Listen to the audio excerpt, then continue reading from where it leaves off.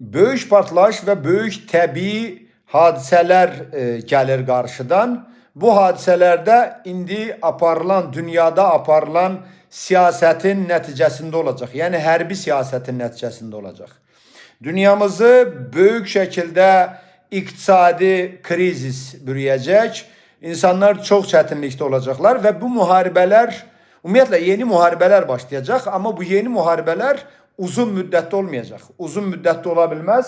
Bu yeni muharebelerin getirdiği en kulminasiya agresiyası bir partlayışa sebep olacak dünyada. Bu partlayış da fikrimce Rusya ərazisində, yani Kitay, Rusya, Koreya, Sakit Okyan, Amerika, sonra Kanada, bak bu əraziləri daha çok bürüyecek evvel.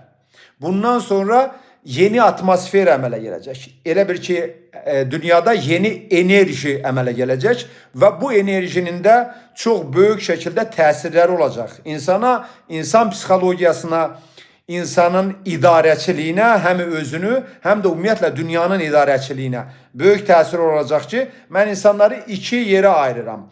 Bir həqiqi, yani ədalətli insanlar, bir de yani yalancı insanlar, ədaletsiz insanlar.